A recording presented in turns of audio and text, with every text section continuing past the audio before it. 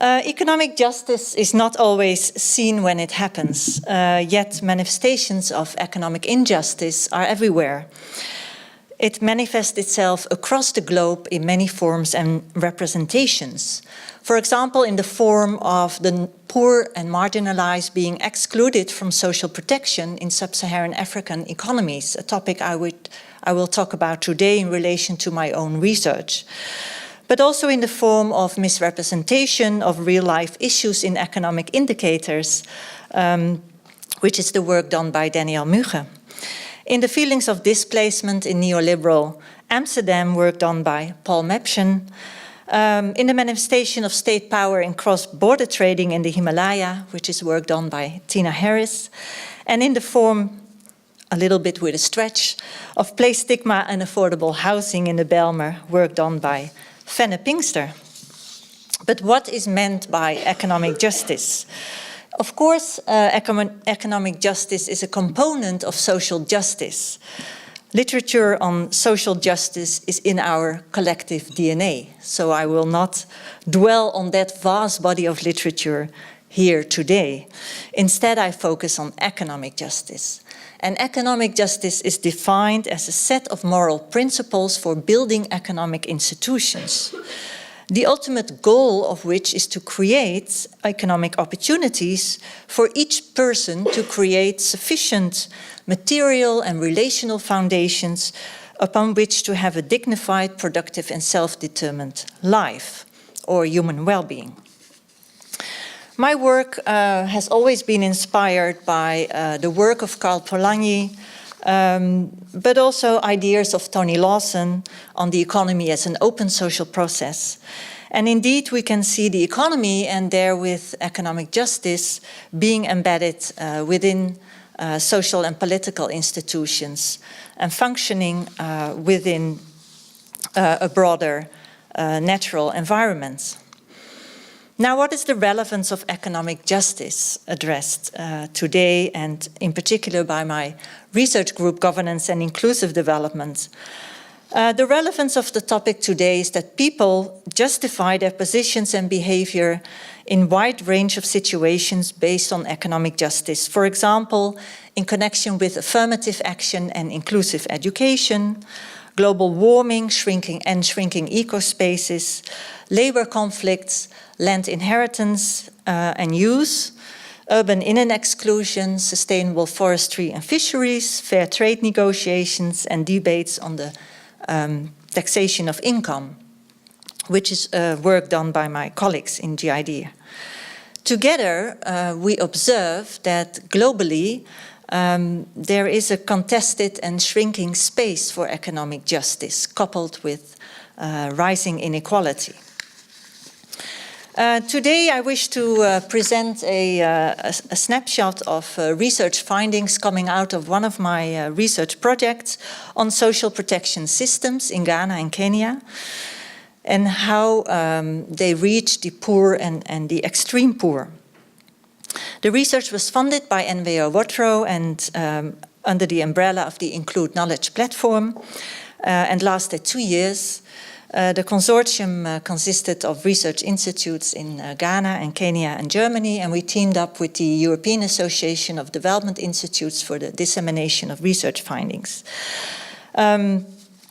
Yesterday we had a 2-day conference, yesterday and Wednesday, at the Ministry of Foreign Affairs under the Include umbrella, presenting some of the research findings. So presenting today is depending on how you see it, good or bad timing.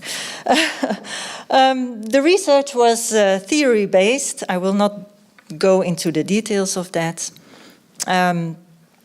It was a mixed methodology approach. I also won't go into the details of that. But basically, we had 2 research lines. We did a joint impact assessment to see how different social protection policies interacted to impact human capital accumulation and non-economic dimensions of well-being. We conducted quantitative analysis using a difference in difference model and existing secondary data sets to look at these impacts over time. We did groundwork, so we collected qualitative data at community and household level to study the impacts on well-being. And we conducted political economy analysis to understand the policy context and how policy changes within these different social policy domains took place over time, and to study the interactions between the different institutions involved also in these social policy domains and how that played out on the ground. So let me turn to a selection of main findings. We produced so far 4 working papers, series of policy briefs, organized multi-stakeholder workshops in the countries from project inception midway till the end, and had a closing conference. The objective of the joint impact assessment was to analyze, as I said, the interaction between different social protection instruments. And in Ghana and in Kenya, we looked at the interaction between having a social health insurance coupled to having a cash transfer, which is a small monthly transfer conditional on making sure children go to school and regularly visit health centers. And we wanted to contextualize, of course, these findings by looking at complex effects at household and community level. The key results showed that indeed, and separately, these social protection policies enabled poor people to protect their livelihoods and capabilities. In particularly, we found significant effect on nutrition, health access,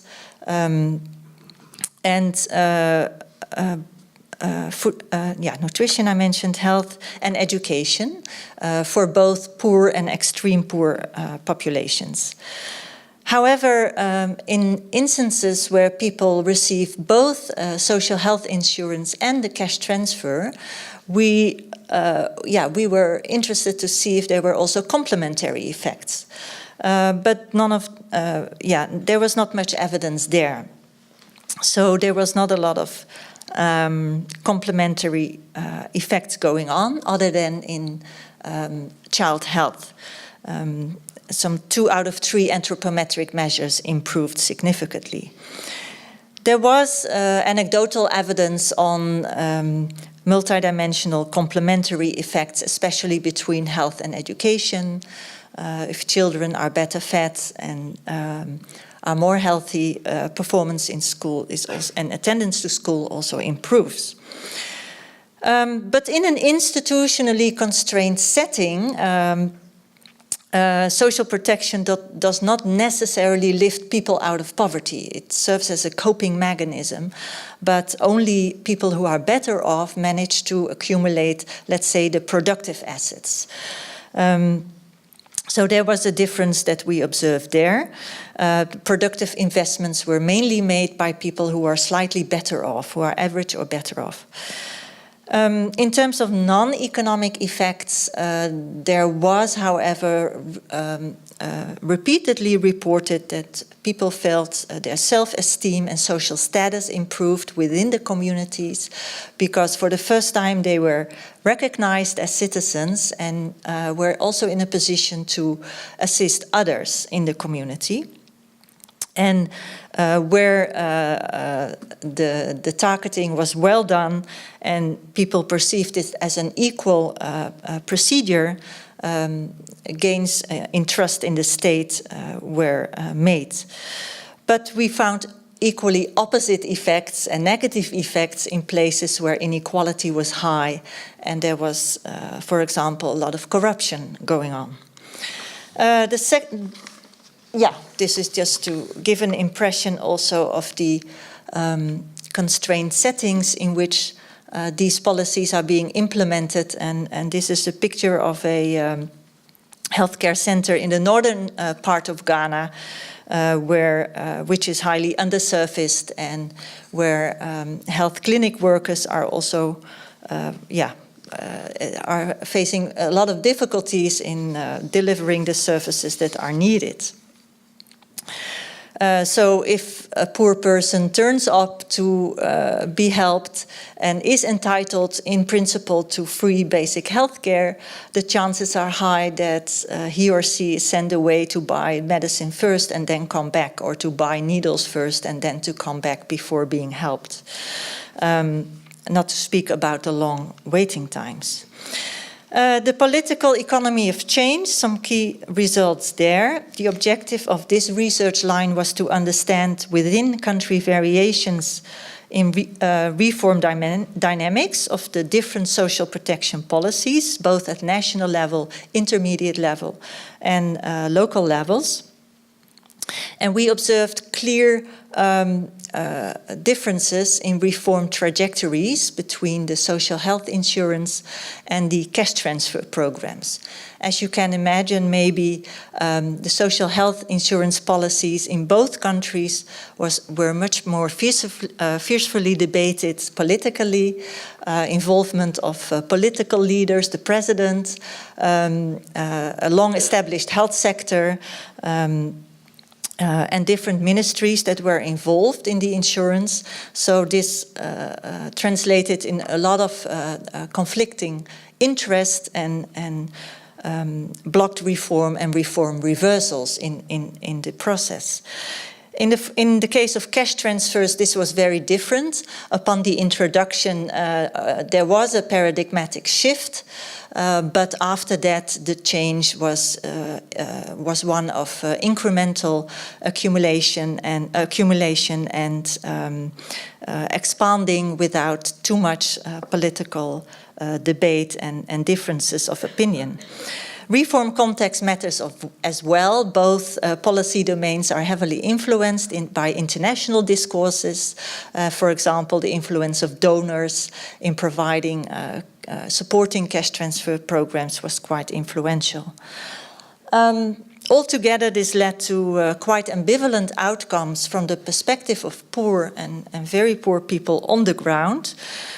Also due to different interactions between let's say the formal institutions that were involved in implementing these programs and the let's say informal institutions that were already in place and that have a long history in providing social support, but through kinship or family tie relationships.